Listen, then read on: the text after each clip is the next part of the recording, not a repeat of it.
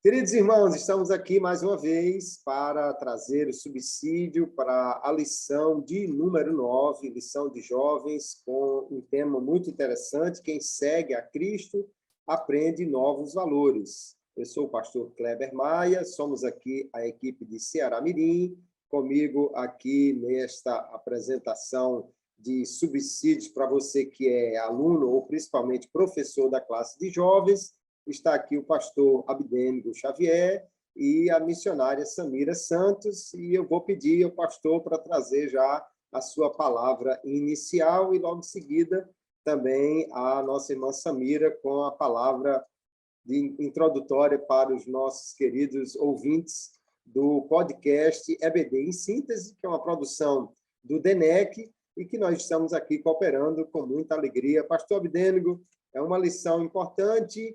Creio que hoje vamos discutir aí alguns valores, algumas questões importantes, especialmente para aqueles que estão em liderança no reino de Deus, e temos muito que aprender com Jesus e os seus apóstolos sobre isso, né?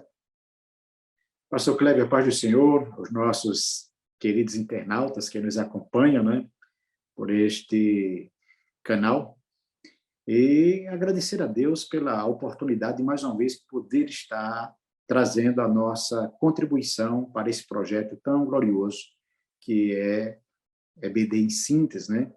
E graças a Deus, louvo a Deus pelo momento, pela oportunidade, e agradeço a Deus também porque hoje nós vamos ter aí a companhia da missionária Samira Santos. Olha que não é fácil, viu, pastor Kleber?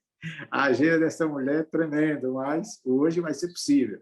Então, graças a Deus, vamos em frente, porque temos muita coisa para comentar, e coisa boa, né? É verdade. Irmã Samira, seja muito bem-vinda. É um prazer tê-la aqui também nessa lição de número 9 para os jovens. A paz do Senhor, pastor Kleber, a paz do Senhor, pastor Abdênigo. E eu quero estender a saudação a todos esses professores que estão engajados nessa labuta, nesse desafio de passar, compartilhar o ensino bíblico, não somente compartilhar através de uma pedagogia, mas com a vida, né? Com a prática.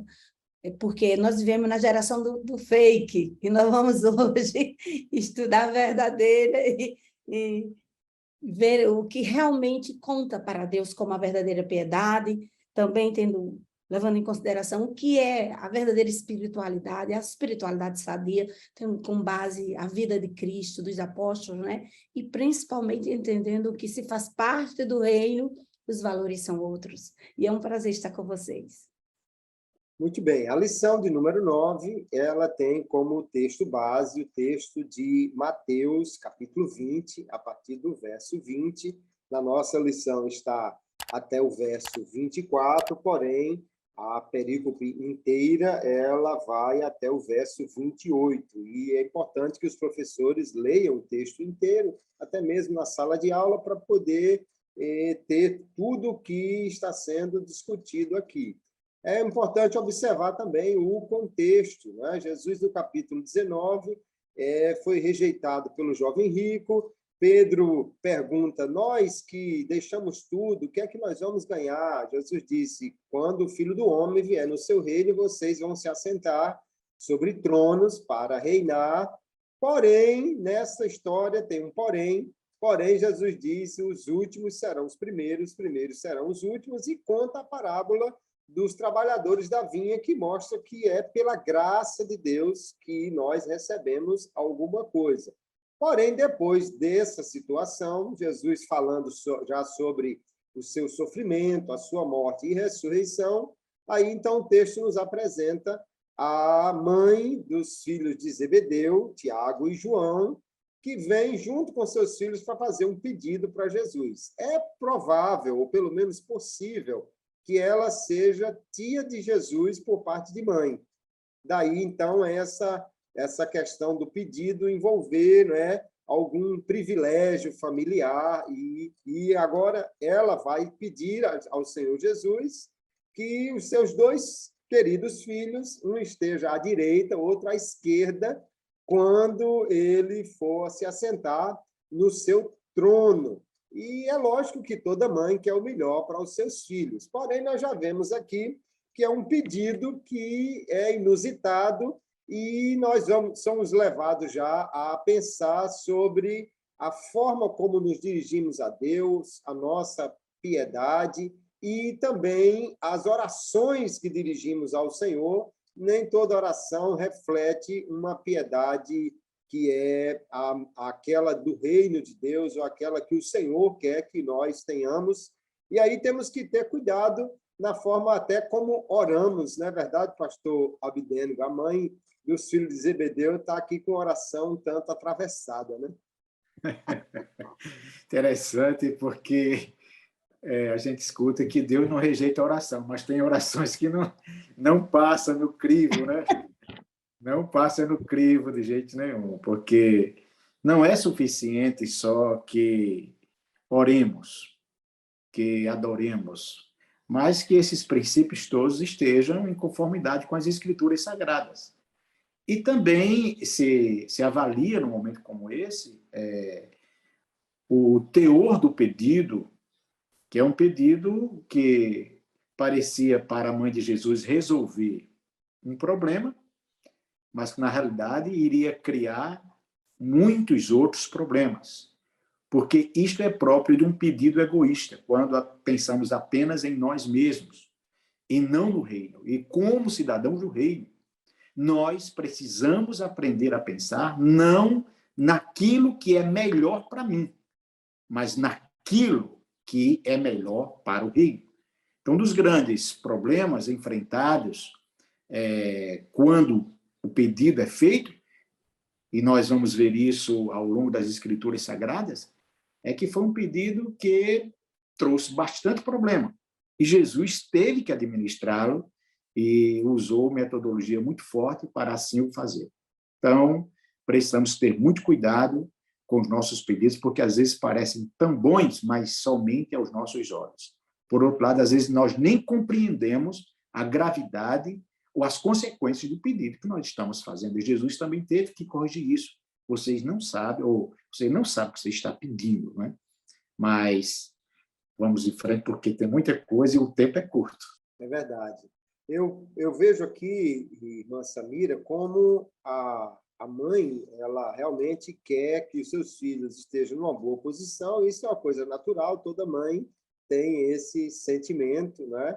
É importante que as mães sejam intercessoras por seus filhos, porém, não é simplesmente orar, nós precisamos também ver a motivação que nos leva a orar, especialmente porque quando nós não oramos corretamente, Deus não vai atender a essa oração, então não é o fato de ser uma mãe intercedendo que vai ter uma resposta favorável de Jesus, não é? Então, parece até uma contradição, porque Jesus ensinou um princípio em Mateus 7,7. Pedi, dá-se-vos-á. Ele ensinou a perseverança. Bater-se-vos-á. Buscais e achareis. Ele está incentivando aqueles que o amam, que têm acesso ao reino, está imerso, faz parte da promessa, tem Deus como Pai, nasceu de novo, que o canal está aberto, que Deus ouve a oração, que é necessário pedir. E a narrativa segue dizendo mais adiante que nós, sendo maus, conseguimos alcançar a necessidade e trabalhar arduamente para realizar os sonhos, os projetos. Vamos incluir isso aqui para os nossos filhos, quanto mais Deus, que é manifesta aí uma das características da paternidade de Deus, que é a bondade. Deus é bom. Mas aqui já há um aspecto importante a ser observado. Tiago 4, ele vai falar sobre essa questão dessa oração. Deus sonda o coração e conhece as motivações. O que está sendo reprovado aqui não é a oração, mas é a motivação. É uma motivação bem que egoísta. Supondo que ela fosse mesmo da família, que há essa possibilidade, se cogita essa possibilidade, aí é que a coisa fica muito mais complicada, porque seria o favoritismo, né? Eu estava até discutindo com o pastor Kleber aqui, a questão do nepotismo é a família que está em uma posição de influência tem condições de privilegiar alguém da sua família, até em detrimento de alguém mais capacitado. E quando ela pede, a intenção dela parece ser tão nobre, né? Ser tão piedosa, ela vai mesmo aos pés do Senhor e assim abre o coração e, por favor, Senhor, você estabelecer o seu reino. Está aí Tiago e João. E olha que ela aponta 2 discípulos que tinham acesso direto à convivência com Jesus. Eu não os chamo de privilegiado, mas sei que pelo chamado deles, no futuro a gente vai perceber isso, que eles iriam ser colunas da igreja. Pedro, João e Tiago, esse trio aí, sempre tiveram experiências mais profundas no próprio ministério. Parece que havia assim, uma intenção de Jesus de treiná-lo de forma mais veemente, levando em consideração a posição que eles iriam exercer quando a igreja fosse estabelecida aqui na Terra. Mas a intenção dela, no interior, era de dar proeminência aos seus filhos. Era garantir um favoritismo da parte de Jesus. E dá licença, isso fere a justiça, isso fere a dignidade.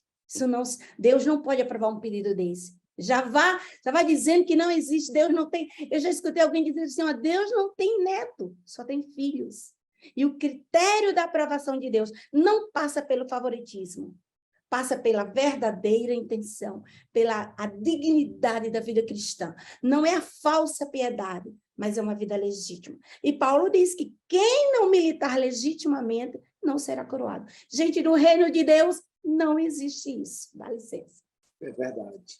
Uma questão muito interessante que a senhora tocou é, de fato, não existe favoritismo no reino de Deus. E, além disso, me chama a atenção porque o pedido dela, eu diria que era desnecessário, porque eles já tinham um espaço conquistado, né, que o Senhor Jesus já tinha dado a eles, e às vezes os crentes fazem essas orações desnecessárias, né? Eu vejo gente orando, às vezes, assim, Senhor, esteja conosco nesse culto. Bom, mas ele já prometeu que estaria, né? Acampa os teus anjos, Senhor. Ele já disse que o anjo do Senhor se acampa. Então, a gente, às vezes, faz orações desnecessárias e, ao mesmo tempo, vemos que esse desejo por favoritismo no povo de Deus é algo que reflete um valor que o mundo tem e não um valor que o reino de Deus realmente tenha. O único favorito no reino é o filho amado, né, pastor? Esse é favorito, né? Mas, fora disso... É verdade, pastor Kleber. A gente ressalta também essa carga cultural que as pessoas trazem quando entram no reino de Deus. Há uma dificuldade muito grande de se desvencilhar dela. Então, é notório que a visão de reino que a mãe dos seus discípulos tinha ainda não era uma visão tão nítida. Ela aplica princípios que eram praticados certamente fora, no mundo que eles estavam inseridos. Nesse novo reino do qual eles começaram a fazer parte, eles iam aprender que os valores, que os princípios que eles teriam que absorver eram bastante distintos dos princípios e dos valores que eles absorveram anteriormente. E a gente percebe que essa não é só uma dificuldade que a mãe dos 2 filhos enfrentaram. Não é incomum nós encontrarmos e lidarmos com pessoas que, apesar de estar vivendo no reino de Deus, mas ainda tenta viver nesse reino utilizando princípios do reino do qual ele foi transportado. Então, Jesus teve que fazer essa correção, porque sempre que nós tentarmos viver no reino de Deus, com os princípios do reino do mundo, haverá conflitos, e muitos conflitos, porque é um reino com leis e princípios totalmente diferentes. Então, aquilo que dá certo lá fora, muitas vezes, na maioria delas, não dará certo aqui dentro. A maneira como nós gerenciávamos as coisas, os princípios adotados para conquistarmos aquilo que nós queríamos e que por muito tempo foi utilizado, no reino de Deus, esses princípios não funcionam. E não haverá concessão. Deus não abrirá mão dos princípios estabelecidos. Princípios são imutáveis. Princípios espirituais são imutáveis.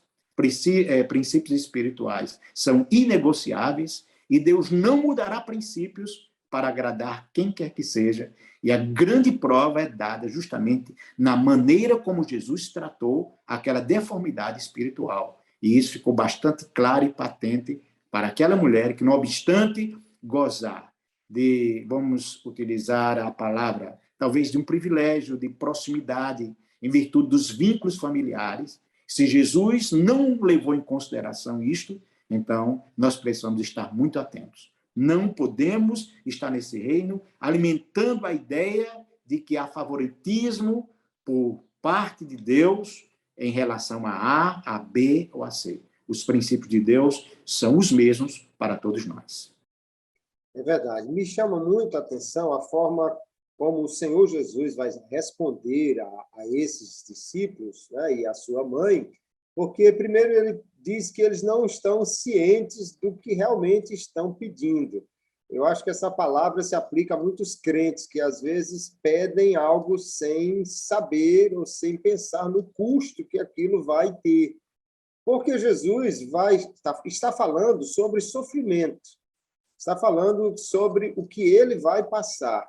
E eles querem estar em posição de destaque, mas por um decreto, e não por um processo. E, no entanto, Deus nunca vai nos dar esse destaque por um decreto, sem também nos fazer passar por um processo, até para que nós possamos estar capacitados para estar na posição que ele quer. Jesus perguntou se eles podiam beber o cálice, né? Esse beber o cálice é uma expressão que geralmente fala de ter uma experiência e ter até o fim. É beber o cálice inteiro. Vocês podem realmente suportar isso? E eles vão dizer que podem. Aí Jesus diz, olha, essa parte de vocês beberem o cálice já está combinada. Agora, se vocês vão assentar no trono, aí é outra história, porque o Pai é quem vai dizer isso.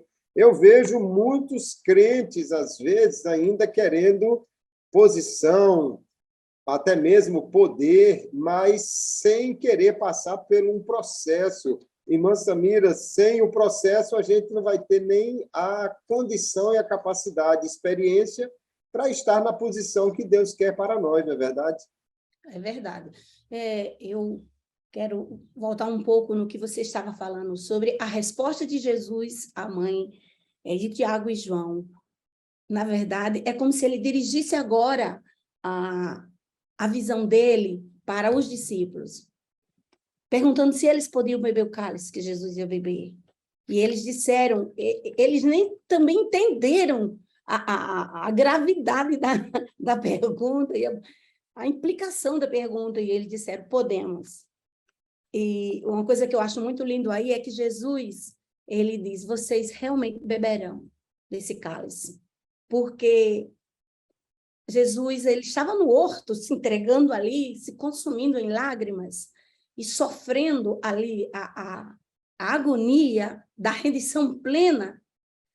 E porque, para mim, um ponto culminante que antecede o Calvário é aquela entrega no horto, no jardim de Getsemane, que ele sofre aquele fenômeno assim, da dilatação dos poros que mistura suor e sangue, que isso é uma coisa que acontece, é tão raro esse fenômeno, a pessoa tem que estar envolvida numa pressão psicológica e emocional muito grande. Ele estava ali tomando aquele cálice, mas antes, ele sabia o cálice que ele ia tomar. O anjo do Senhor desceu para consolá-lo. Estava ali um peso muito grande do que ia acontecer no Calvário. E eles dizem assim, de uma forma tão espontânea, podemos beber o seu cálice. Eles não tinham ideia do que os aguardava. Mas eu louvo a Deus, porque quando Jesus responde que eles beberão, de fato vocês vão beber. Esse cálice a igreja vai beber. Precisamos beber esse cálice. A gente não pode chegar no céu sem beber esse cálice. Mas Jesus estava contando com a própria graça que ele ia dar para a igreja. para os discípulos, para eles que estavam pedindo, vocês beberão, porque isso fará parte do chamado e da vivência do cristianismo, mas haverá uma graça diferenciada para vocês. Agora, quanto à questão da posição, da hierarquia, dos galardões, querido, das promoções, aí, não. Aí é o princípio, é o processo. Eu amei essa palavra que você falou, pastor. Eu queria que o professor, por favor, registrasse isso. O processo. Jesus estava realmente levando em consideração o processo. E no reino de Deus não existe privilégio. Quem é fiel no pouco? A linha de promoção começa com todo pouco já é pesado para o iniciante. Todo pouco é pesado para quem inicia no reino, porque ninguém nasce grande no reino. Nós nascemos como uma criança e vamos bebendo leite materno. E todo esse processo de crescimento é um processo de morte. Paulo vai falando sobre esse processo na epístola que ele escreve à igreja de Roma, capítulo 6, 7, 8, até você viver uma vida guiada pelo Espírito, gente, é uma vida de entrega, uma vida de morte, diariamente. Mas, o que quer dizer isso? Então, se você começa a ser fiel, resposta de entrega, no pouco, você gradativamente vai crescendo. E ninguém salta o degrau. Por isso que o mundo é diferente. O mundo trabalha com outro critério de promoção. Eu estava falando sobre o tráfico de influência, que é uma prática ilegal. Mas se você tem alguém numa instituição pública de alta patente e de repente alguém quer te privilegiar com a promoção, você passa na frente de outros. Às vezes o indivíduo nem tem capacidade. É uma prática ilegal. É uma prática ilegal como nepotismo, privilegiar também cargos públicos, pessoas da família. Gente, isso faz parte do mundo. Fica para trás pessoas boas, pessoas que realmente têm a capacidade de exercer a cadeira. Mas no reino de Deus, isto não passa. Deus não promove pessoas que não passam pelo processo. Nada de boicotar o processo, tá? Porque não existe isso. Então, isso tem que ficar bem claro, professor, para você ensinar para essa sua geração jovem e de adolescente. O processo é indispensável para formar o homem. E, no fim das contas, Jesus diz, quem vai dar a verdadeira avaliação vai ser Deus, querido, que sonda e prescruta e sabe a verdadeira intenção do coração de cada um. É verdade. Uma questão aqui é que os discípulos realmente parece não estavam considerando qual era o custo dessa espiritualidade, dessa posição espiritual que eles estavam buscando. Nosso comentarista destaca que nós devemos buscar uma espiritualidade, porém uma espiritualidade sadia. E nós vemos exatamente que há um custo para o que nós vamos conseguir em termos de posição espiritual. Eu gosto quando o escritor aos Hebreus diz que os pais terrenos nos castigam, mas Deus nos traz a correção para que sejamos participantes da sua santidade. Ser santo tem um custo. Paulo diz também, escrevendo a Timóteo, que se nós sofrermos, com ele reinaremos. O reinado com Cristo tem um custo. Tiago diz, vocês não queiram ser sábios, capítulo 3, né? Porque os mestres eles vão ter muito mais julgamento. Então, a sabedoria tem um custo. O problema é que o João e o Tiago estão querendo o trono sem o custo, e isso não dá certo nunca. Até porque quem chega lá sem pagar o custo não vai estar preparado, né, pastor Abidênigo? Essa espiritualidade no padrão mundano realmente não funciona no reino de Deus. Perfeitamente. Uma outra coisa que eu observo é o seguinte, essa disputa por posição é uma coisa que é muito própria de pessoas que ainda não alcançaram a maturidade espiritual.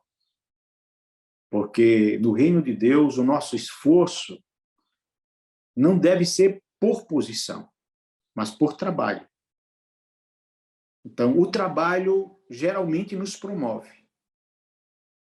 mas nem sempre a promoção nos leva ao trabalho. Então, a gente vai ver isso mais na frente, lá no capítulo 13 do Evangelho, conforme João escreve, relatando possivelmente aquela reunião que ocorreu depois desse incidente, você percebe nitidamente que não havia neles uma disputa para servir, mas uma disputa por cargo. É importante também ressaltar que, ainda que a mãe dos dois rapazes fez esse pedido para Joãozinho e para Tiaguinho, mas a gente percebe que não era um anelo só dos dois, não. Todos que estavam no processo queriam a mesma coisa. É tanto que houve uma não pequena discussão entre eles em torno do tema, porque quando eles ouviram o pedido, eles se sentiram ameaçados, como quem estava dizendo, nós também queremos a mesma coisa. Então, eu creio que é um momento assim um tanto escuro na vida dos discípulos, quando eles perdem o foco, porque enquanto Jesus estava preocupado com o Calvário, eles estavam preocupados com o cargo, com a função, com a posição.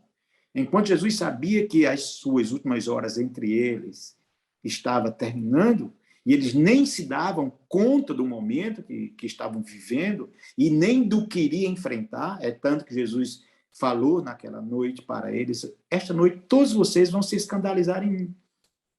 Então, Jesus procura trazer o foco deles para o reino. E é algo que, eu volto a ressaltar, nenhum de nós estamos imune a esse sentimento.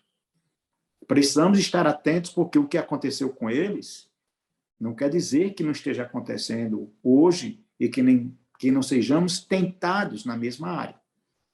Essa briga por posição, por cargo, por estar à direita, por estar à esquerda, é própria de alguém que não está vivendo os seus melhores dias no âmbito espiritual. Porque quando nós estamos alinhados à visão de Deus, essa é a menor das nossas preocupações.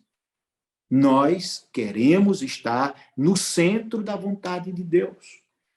E falaríamos como falou João Batista, importa que ele cresça e que nós diminuamos. Porque todas as vezes que estivermos brigando por cargo, é porque queremos ser maior do que aqueles que nos cercam. E aí é um problema seríssimo. Mas, pastor Kleber, é tanta coisa, e a gente ainda tem aí uma estrada, estamos aí no meio da estrada, né, do conteúdo, vamos em frente. Amém. Uma coisa que é importante, e o senhor já destacava muito bem, é que a religião, ela, na realidade, ela é propícia a esse desejo de projeção social, e a gente já via isso na época de Jesus. Os fariseus, os escribas, eles tinham essa necessidade de estar nos primeiros lugares, de ser chamado de meu pai. No capítulo 23 de Mateus, Jesus vai dizer duros ais contra esses que queriam uma projeção social a partir da religião.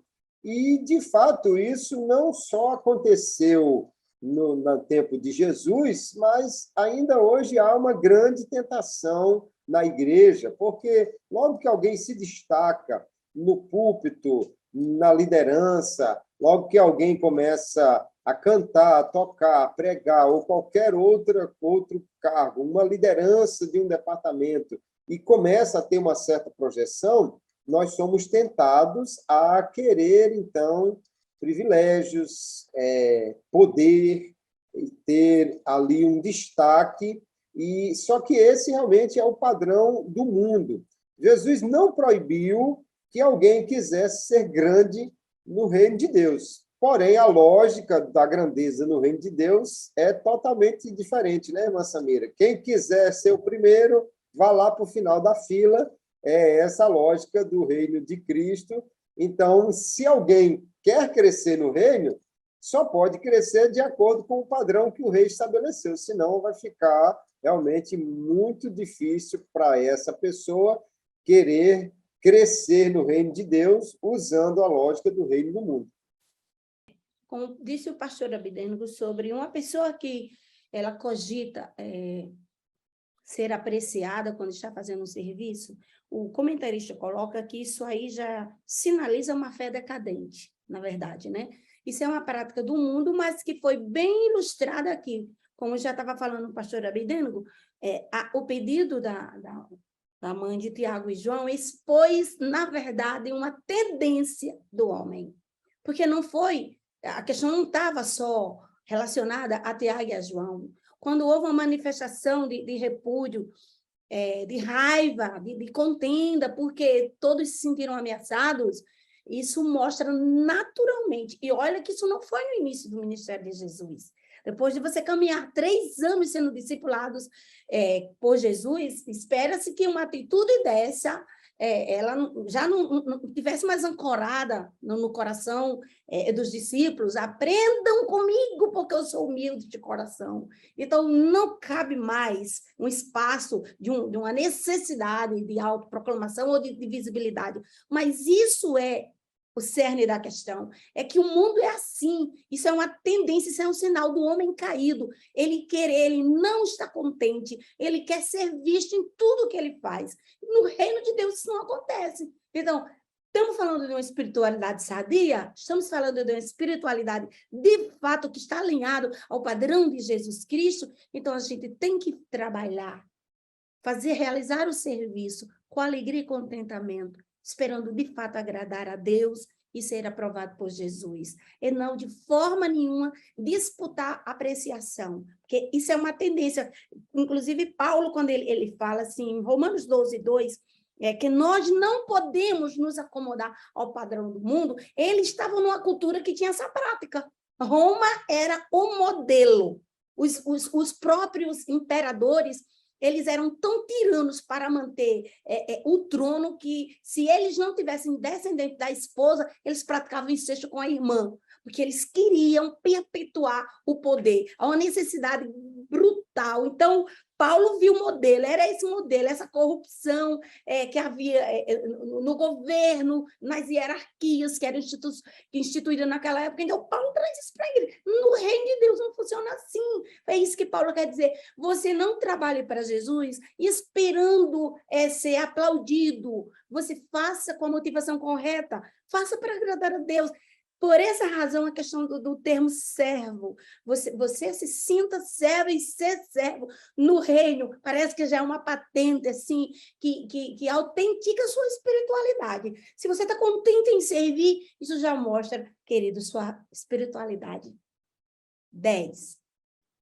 É verdade. E aí, veja como nós trabalhamos nesse tema dentro da lição. O discípulo de Jesus, ele aprende novos valores que são valores do reino de Deus e não os valores do mundo, né? E eu acho interessante que parece que os discípulos não estavam prestando atenção à parábola que o Senhor Jesus contou no início do capítulo 20 aqui. Porque é interessante nós entendermos que ninguém se oferece voluntariamente para o reino de Deus. No reino de Deus, nós somos chamados. Na parábola, o povo está lá no mercado e não são eles que vão pedir emprego, é o dono da vinha que vai chamá-los para trabalhar. Isso já mostra que Jesus não trabalha com voluntários, ele trabalha com servos que respondem ao seu chamado, mas não somos nós que nos oferecemos. Depois, ele dá a quem ele quer. Jesus é livre para dar a quem ele quer. Então, essa ideia de merecer, de pedir, de você, através de algum privilégio, querer uma posição, isso, de fato, nem está no espírito da parábola que foi contada. E aí nós temos que, de fato, nos apegar à palavra de Deus, aos princípios da palavra de Deus, para podermos crescer no reino.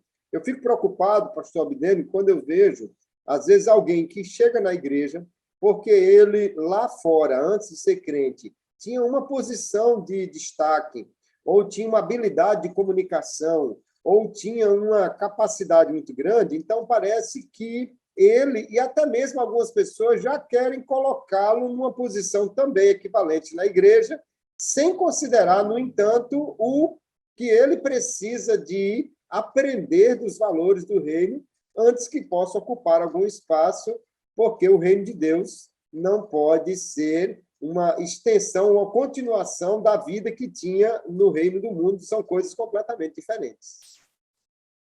Essa necessidade que todos nós temos em qualquer lugar, e no reino de Deus não é diferente, né? Você muda do país, precisa de tempo para se adequar à cultura do país, porque o país não vai se adequar à sua cultura.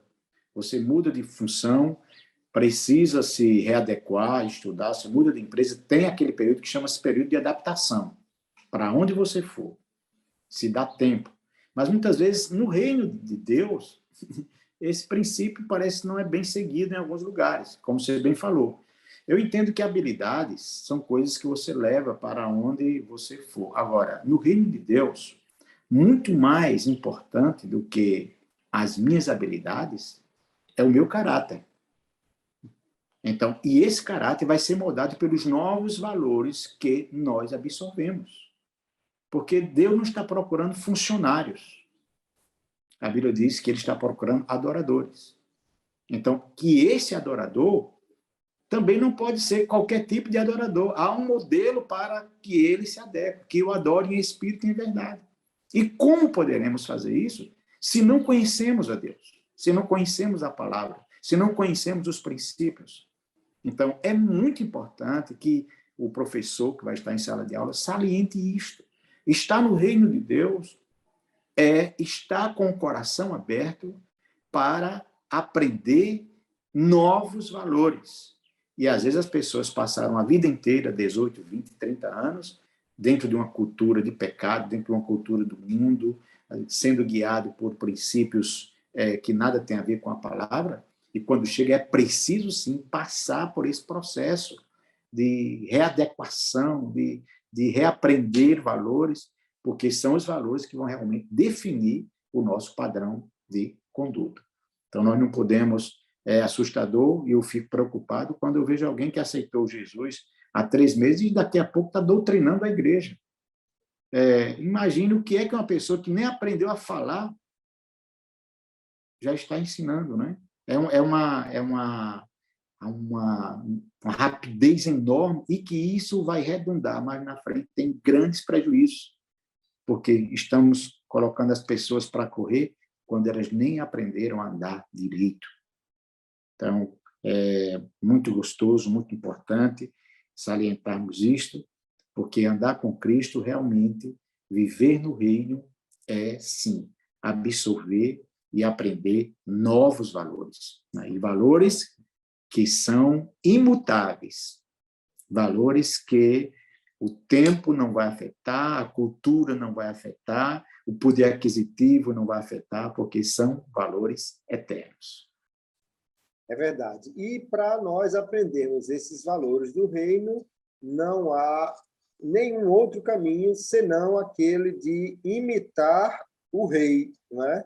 Imitar Jesus. Aliás, Jesus chamou seus discípulos para estar com ele. Isso é que iria moldar realmente o chamado deles. Paulo muitas vezes vai falar sobre o imitar a Cristo. O próprio Senhor Jesus também, muitas vezes, ele vai dizer, olha, basta o servo ser como o seu senhor. Se chamaram a mim de Beelzebu, você não pode esperar uma coisa melhor. Se eles me perseguiram, você também não pode esperar algo diferente. Nós temos um modelo extraordinário e precisamos copiar em tudo a vida do Senhor Jesus, que é um modelo extraordinário. Se você quiser aprender a orar, Jesus ensinou por praticar a oração. Se você quiser aprender a ser submisso, Jesus, assim, na prática, viveu isso. Então, ser um imitador de Cristo é essencial para poder estar nos valores do reino. Não é verdade, irmã Samira? Ser alguém que está no reino e não imita o rei está fora do padrão, né? Esse rei é espetacular, porque ele nos desafia diariamente. O pastor Abidênio, ele estava falando sobre pessoas, exatamente porque você, ou pastor Kleber, o senhor pontuou uma situação assim, que realmente acontece. Pessoas que têm uma certa influência social, acadêmica, recebem Jesus como Salvador, E alguns pensam que essas pessoas já estão preparadas para subir ao púlpito ou ocupar um cargo de destaque na igreja e já liderar ou compartilhar, mas a gente não vê esse princípio nem na igreja primitiva, porque, para mim, aquele discurso de Estevão mostra a capacidade que aquele homem tinha de fazer uma defesa de fé muito grande. Mas ele era só um diácono.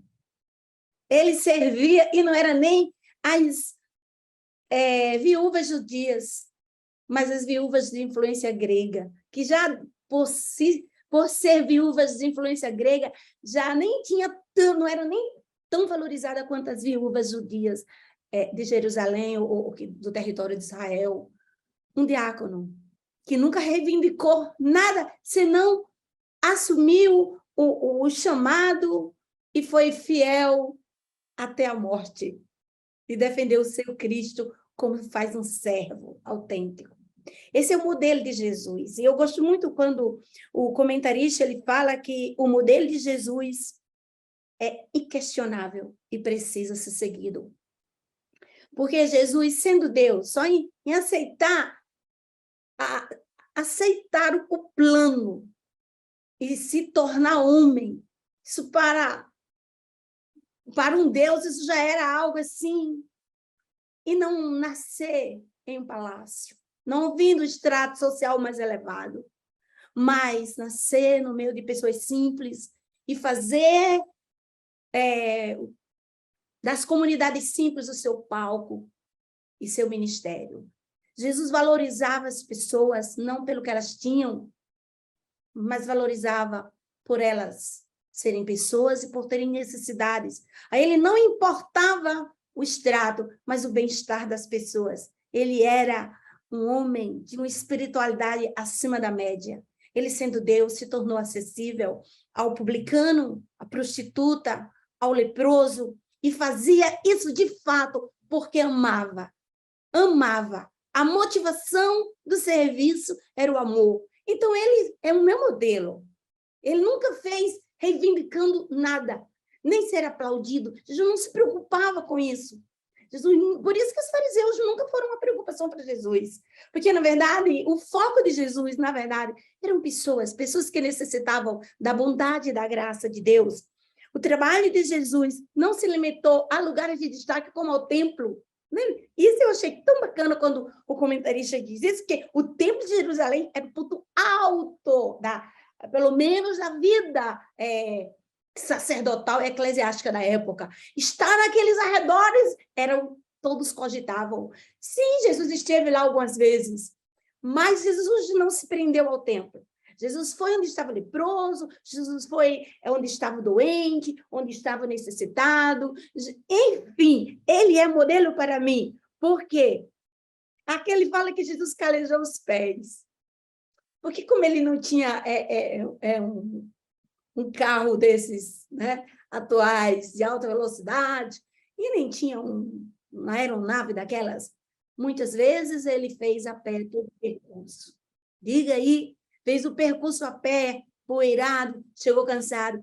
E quem dorme numa tempestade, pelo amor de Deus, gente, quem consegue dormir numa tempestade? Eu não consigo nem dormir num voo de 7 horas, quando as luzes são apagadas e é tarde da noite, os passageiros estão lá, aquilo me incomoda, não estou no meu habitat normal. Mas no meio de uma tempestade, exaurido, não tinha tempo para descansar. E quem era que incomodava Jesus? Quem chamava a atenção dele? Ai, Jesus, por favor, ele é meu modelo, tá? Ele é meu modelo, que ele se preocupa com a samaritana em meio-dia, num horário causticante. Então, isso aqui é um modelo do reino. São as pessoas. A motivação correta é essa. A motivação da mãe de Tiago foi egoísta. Ela pensou em posição. E reino, o foco não é posição, é serviço, é amor, é cuidar das pessoas. E quando a gente faz isso, não precisa se preocupar com a promoção. Como disse o pastor Kleber, Deus sabe julgar, e Deus não é injusto para não galardoar os nossos feitos. Eu estou muito feliz em ter participado deste conteúdo aqui, e finalizando com esse modelo de Jesus, que ele é o nosso desafio diário, né, pastor Kleber? É verdade. Eu acho interessante a senhora falando da igreja primitiva, e a gente lê o relato e fica faltando aí a promoção de pastor para José de Arimateia, né? Porque era uma pessoa que já era do Sinédrio, já era uma pessoa importante. Foi decisivo naquele momento e pediu o corpo de Jesus. Quer dizer, daí a promoção de evangelista e pastor era um salto praticamente se fosse na igreja de hoje, mas Jesus ensinou a ser servo e ele vai concluir exatamente dizendo: o Filho do Homem não veio para ser servido, mas para servir. Lá no mundo, os grandes dominam. Aqui, os grandes servem, é o que ele está ensinando. Esse padrão, pastor Abdênego, ou a gente aprende com Jesus, ou então a gente não vai ter com quem mais aprender um padrão tão elevado, né? Verdade, pastor Kleber. Eu creio que a lição foi bastante proveitosa e certamente os professores terão bastante conteúdo para expor. É uma lição confrontativa, porque nós nos colocamos diante do espelho e percebemos o cuidado que precisamos ter, porque nós não, como falei outrora, nós não estamos fora desse contexto. Esse é um contexto no qual nós estamos inseridos e como precisamos ser cuidadosos, rever os nossos conceitos, rever, sim, as nossas prioridades, nos perguntar o que está me motivando a fazer o que eu estou fazendo, qual é o meu objetivo final, qual é o meu propósito. E isso vai se revelar muito pelos pedidos que nós faremos. Quando a gente pede, então o pedido revela muito das nossas prioridades. Porque estava analisando, às vezes as pessoas não conseguem dimensionar os privilégios que já têm, porque ter sido separado para fazer parte de um colégio apostólico restrito a 12 homens, entre tantas pessoas que tiveram o privilégio de andar com Cristo, mas chegou um momento que aquilo ali já não era suficiente. E esse é um problema. Quando nós perdemos a visão do reino, você nunca está satisfeito com o que tem, você sempre acha que merece mais. E muitas vezes esta tem sido a porta pela qual muitos têm caído, porque não estão satisfeitos, querem mais e querem mais a qualquer custo, ainda tem que ficar 10 para trás que estavam fazendo o mesmo trabalho, servindo ao mesmo reino, que receberam o mesmo chamado, mas, de repente, eu me sinto uma pessoa diferente. Eu estou no meio, mas não me sinto do meio. Eu sempre acho que devo e tenho, sim, o direito de estar num lugar melhor do que aquele que Deus tem me colocado. Então, creio que nós já estamos caminhando aí para o término da nossa síntese, dessa lição que falou profundamente ao meu coração, e eu creio que vai falar profundamente ao coração dos alunos e dos professores quando a lição estiver sendo exposta. É verdade. Uma questão muito importante considerarmos aí como o Senhor Jesus se coloca como modelo é que quando nós pensamos na encarnação, nós nunca teremos a verdadeira dimensão do que Jesus abriu mão para se tornar o servo do Senhor e cumprir o seu ministério. A gente não faz ideia do que é um ser eterno virar uma criança e esperar Maria vir dar banho, comer, crescer como criança, esperar 30 anos para iniciar o ministério. A gente não faz ideia do que é um ser que está acostumado a realizar tudo imediatamente por seu poder e sua palavra, e agora ter que submeter-se a essa vida humana. Paulo diz que ele se humilhou, né, quando desceu, quando encarnou, se fez homem.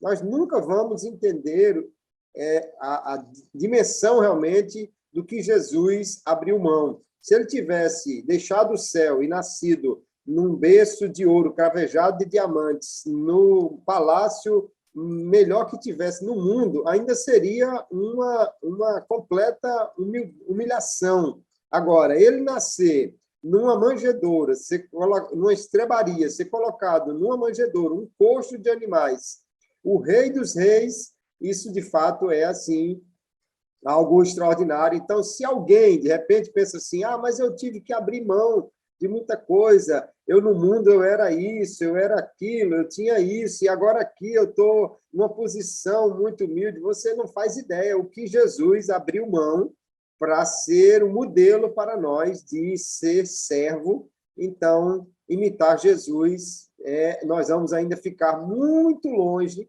do que ele fez para poder cumprir o seu ministério e considerarmos aquilo que é o custo de tudo que nós queremos. Jesus nunca disse que ninguém quisesse crescer, mas ele mandou que nós tivéssemos valores diferentes para considerar a grandeza. Quem quiser ser grande, quem quiser ser o primeiro, ele não disse assim, não queira ser o primeiro. Ele disse, quem quiser, tudo bem, só que o caminho não é de passar por cima dos outros para chegar na frente. Pode ser até passar por cima dos outros, mas para chegar lá atrás, né? Porque é pegar o final da fila e, de fato, esses são valores importantes que nós precisamos entender e absorver. A lição é muito rica, nós estamos chegando já aos finalmente.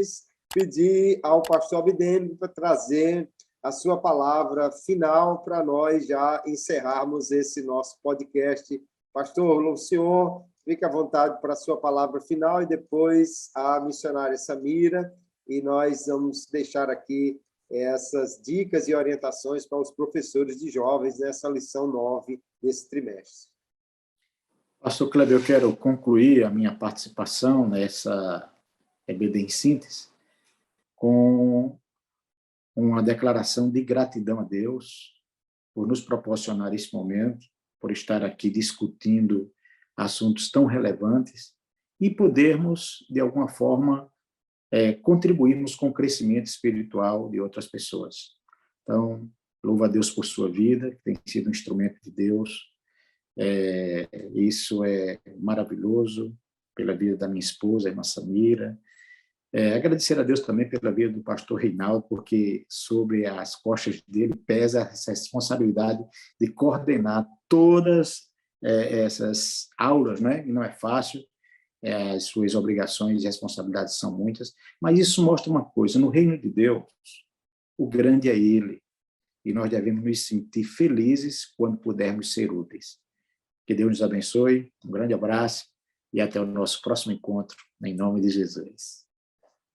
Gratidão a Deus pela oportunidade de estar com vocês, né? O pastor Kleber, meu esposo, o pastor Abidênigo, e essa equipe de professores chamada por Deus para viver esse cristianismo, que não é fácil viver, e ensinar esse cristianismo, tendo como modelo Jesus. E eu achei tão lindo quando, no questionário final, ele disse que o modelo de Jesus se resume em 2 palavras: humildade e serviço. É verdade. Ele encarna realmente o perfil da humildade. O pastor Kleber já estava falando aqui sobre Filipenses, capítulo 2, a partir do versículo 7, quando Paulo vai falar sobre o esvaziamento de Jesus. Não tem mente humana que alcance essa dimensão. Gente, é consolado pelo Espírito e convencido de que realmente nós éramos miseráveis, mas fomos alcançados por uma atitude nobre de amor a partir de Cristo. E também dizer para vocês que não se pode tirar a ênfase da oração, porque o texto aqui não é tirar a ênfase da oração. A oração deve ser feita, mas devemos orar com a motivação sempre de abençoar vidas, trazendo para a nossa oração aquilo que agrada a Deus. Nosso chamado de servo é servir ao próximo, amar a Deus, amar a nós mesmos e servirmos. E precisamos orar não por cargo, mas por oportunidade e capacidade para servir a Deus de forma que o nome dele seja glorificado de fato. Um grande abraço a todos vocês, tá certo? Que tiveram a oportunidade, que tem a oportunidade de estar à frente desses jovens e compartilhar com eles grandes verdades.